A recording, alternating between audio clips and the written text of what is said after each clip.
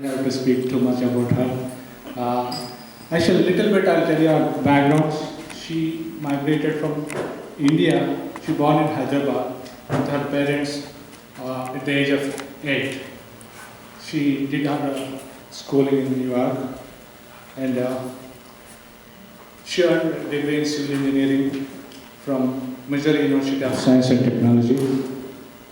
Then she moved to she worked in different areas, even in Hawaii and California, if I'm right. And in 1990, she moved to Montgomery County, and she joined Montgomery County Transportation Department as a transportation engineer. I think this is we all should feel proud of Aruna Miller as an Indian American community here.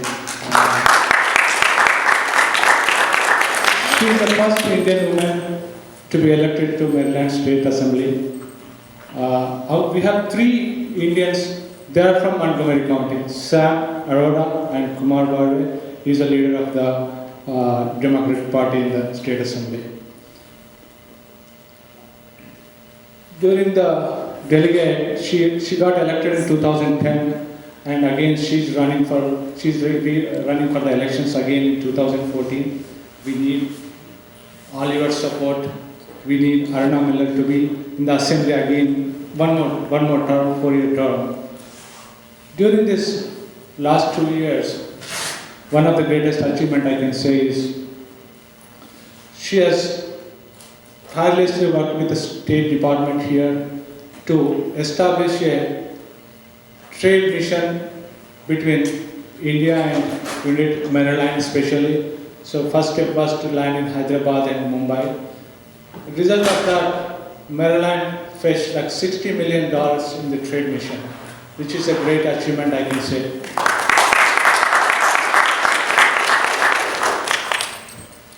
Right now she is serving on Ways and Means Committee. So she wants to keep our schools strong because she believes that a strong economy starts with giving our kids a quality education. In Annapolis, Delegate Miller has fought hard championing legislation to protect children, the environment, and ensure public safety. She is also working to maintain the physical discipline in the Maryland State Assembly and for Maryland State.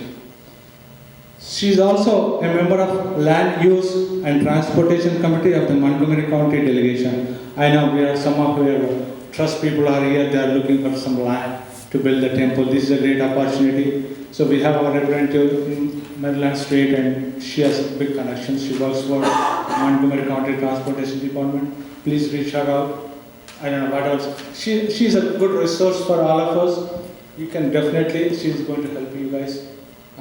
That's what I can say. And now I request Aruna Miller to address the gallery.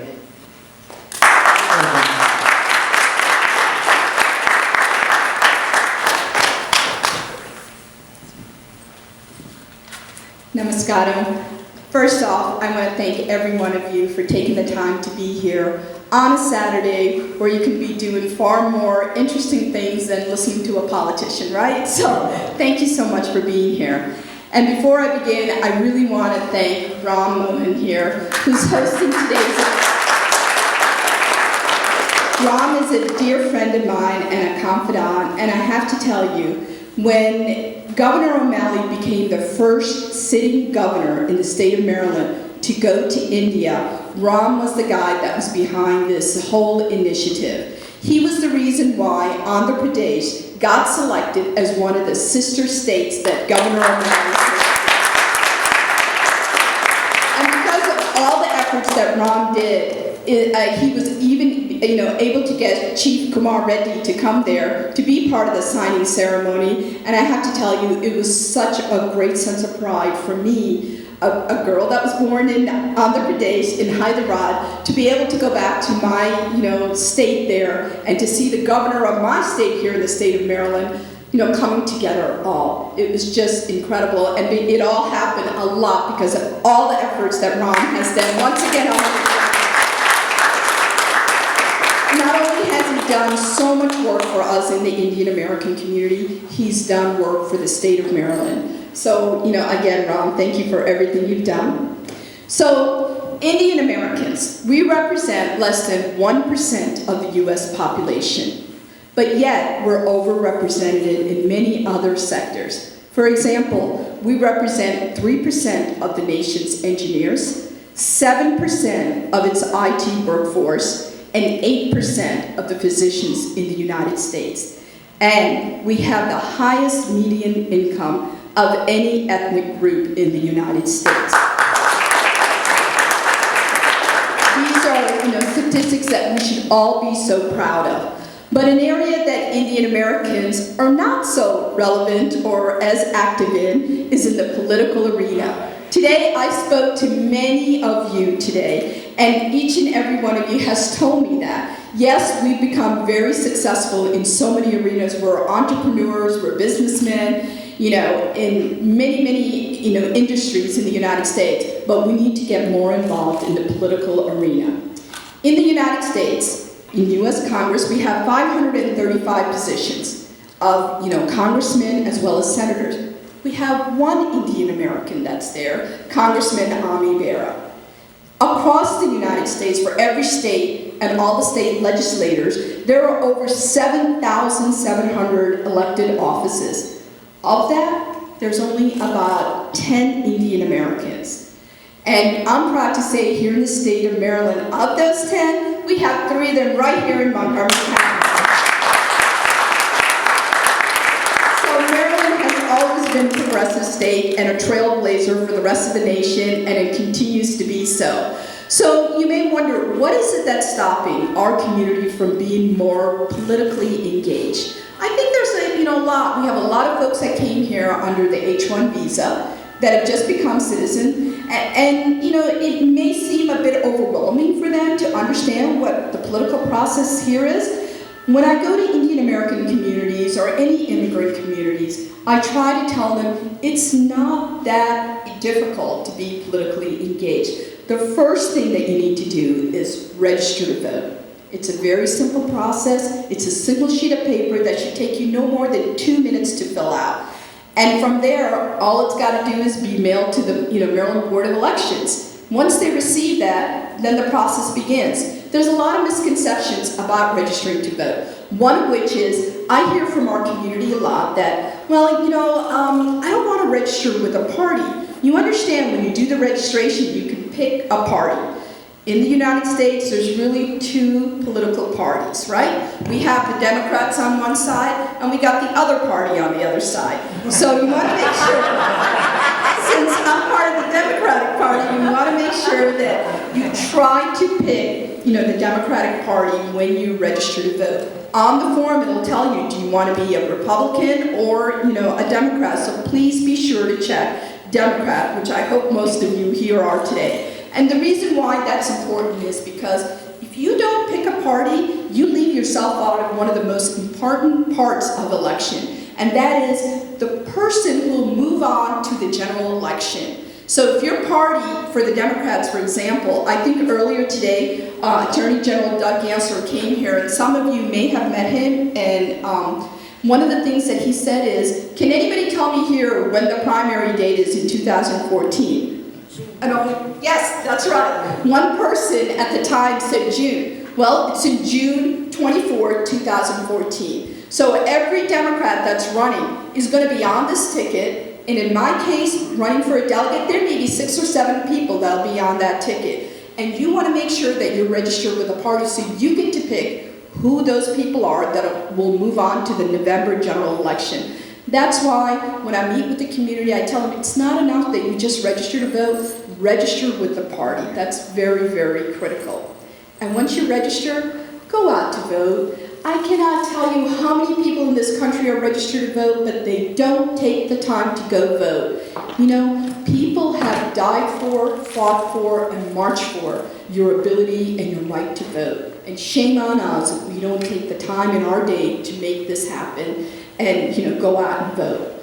Finally, being able to vote isn't just a passive process. I learned this in 2000 presidential election when Al Gore ran against George W. Bush. I thought it was enough that I just had to vote and that's it. Well, if you all remember that, Al Gore lost that election by a very small margin of votes in the state of Florida. So it goes to show you that every single vote counts.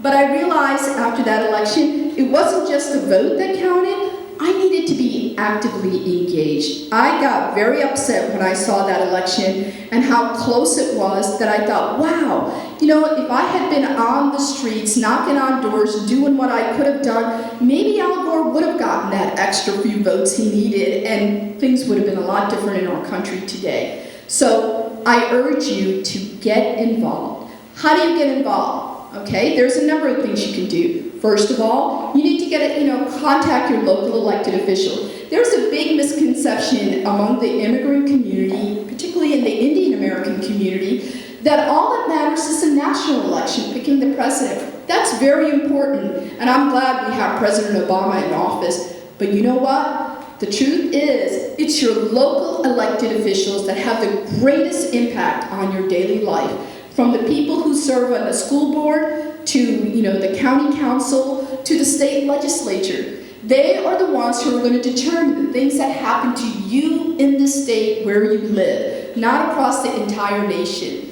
So the things like education, healthcare, the environment, transportation, things that matter to you as small business owners, those are all decisions that are made by local elected leaders, not by the President of the United States and not necessarily by Congress. So that's another thing that I urge you to do, is make sure when you go to vote that you know all the way down the ticket line that you're not just voting for the governor and everybody else, you're just doing eeny, meeny, miny, moe. You got to make sure who those elected officials are. And they have this all over the website. You can, information about any elected leader is available, readily available for you, and you can find out. Now, how I learned about it is, I started and got involved in the local Democratic Party. This party is basically what gathers all the volunteers to be able to help, local Democrats to run for their office. So I got very engaged in that process. I met a lot of elected officials, one-on-one. They're not as untouchable or unreachable as you may believe. They're happy to have you be engaged, because the more engaged you are, the better our democracy, the better diversity we bring to the ticket, and the policies that are made and whatnot, they're more representative of the population that lives here. So you can contact your local elected official. You can tell them, hey, I want to have a cup of coffee with you. Here's a concern I have. They'll be more than happy to meet with you. Don't just write an email. When you're an email, you're just a faceless, voiceless person almost. You tell them, get on the phone, talk to them, and tell them, I want to meet with you. They are more than happy to meet with you. I know I do that for my constituents. Anytime they want to meet with me, I'm happy to meet with them. So you can do that. And then, how do you get involved in the campaign? Well, a number of things you can do. First, you can volunteer to go knock on doors with them. You can, put the bumper sticker on your car to make sure everybody sees you support this candidate. You can, go to parades with us. As a matter of fact, next weekend I have a parade in Potomac Day, which is next Saturday at 9 a.m. If any of you want to join me, I'd love to have you in the parade. You can make phone calls on behalf of me once the campaign starts gearing up to say, hey, I would really like you to support Aruna Miller. And then, of course, there's financial contributions as well. As elected officials here, we cannot get elected if we don't have the support of our community, our entire community, and it comes in many different ways that I just described, from financial to volunteering to spreading the word and letting other people know about the person that you support. So these are the many different ways you can begin to help us. So here in the state of Maryland, everything that each of you do, and I know many of you are also from Virginia, so even across the river, the things that you do make our state stand out. And let me tell you how the state of Maryland stands out compared to the rest of the states in the United States. Maryland is #1 in public education for 5 years in a row. Maryland is #1 for woman-owned businesses. Maryland is #1 per capita of the number of engineers and PhDs across the country. We have the most that live here. Maryland is #1 for innovation and entrepreneurship. And Maryland is #1 for the highest median income across the United States. We are very proud of this. This didn't just happen overnight and, without planning or thought. This happened because the community got involved. They elected officials that represented the core values of, that I just described. So when I go to the Maryland General Assembly, there's 148 of us, 141 House of Delegates and 47 senators. And they come from all over the state of Maryland. And let me tell you, they don't all look like us and believe in the same things we here in Montgomery believe in. You have folks from Western Maryland to the Eastern Shore, from Southern Maryland, all coming with different experiences, different value systems, and we got to make it all work together once we get to the state of Maryland. And that's what's great about democracy. It's a whole bunch of us coming together with one goal in mind, and that is to move the state of Maryland forward, to create greater opportunities for all of us here. And being an elected official there, I have to tell you, it gives me a great sense of pride to be able to represent Legislative District 15, which includes the areas of Potomac, Germantown, Clarksburg, Poolesville. This is roughly about 130,000 residents. We live in one of the most politically engaged regions of the entire nation. And to be an Indian American and to represent the state of Maryland, it is just a great, great honor for me. And I want to thank each and every one of you, because I wouldn't be there if it wasn't for your support, you being here today, you telling your friends to vote for me, and I'm going to need that effort going into the 2014 election. If I can have your support in every way, I would really, really welcome that. So again, I want to thank you so much for taking the time to be here. And before I finish, I do want to recognize my family, because as you know, nobody gets here alone. You need the support of your family, your friends, and in my case, my family includes my mother right here. This is Hannah. My mother has always supported me from early stages and has always told me that I can do anything a guy can do. She said, don't, feel like you have any barriers there, and because of that, I am here today. I also want to recognize my biggest fan, my biggest support system, my husband, David. And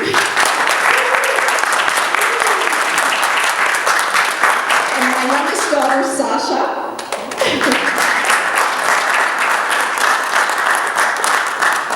Again, thank you so much for taking the time to be here. It really means a lot to me. And if there's anything that I can do for you, do not hesitate to ask.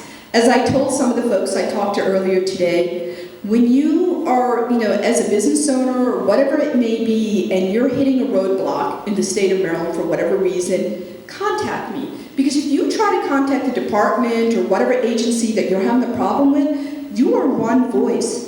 When I contact them, I am 130,000 voices. So guaranteed that they will respond immediately. So that's one of the ways your elected officials can help you. Contact them, don't be bashful, tell them what you need, and that's what we're here for. Our number one priority is to make sure that we protect our constituency, that we give them the opportunities, we open the door so you're more successful. Because you know what? When you're more successful, the state of Maryland is more successful. When the state of Maryland is, the whole country is. And that's really what, being a Democrat is all about. So thank you very much for watching.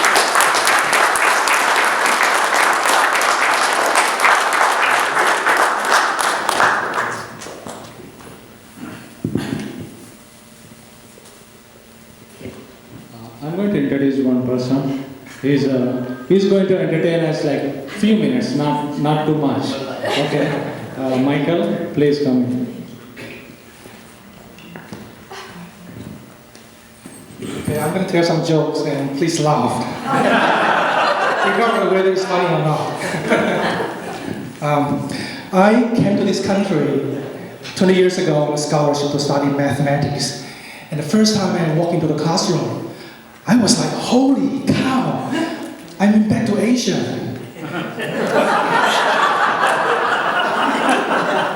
Because half the class are Chinese. The other half, they're Indian. My professor is Uday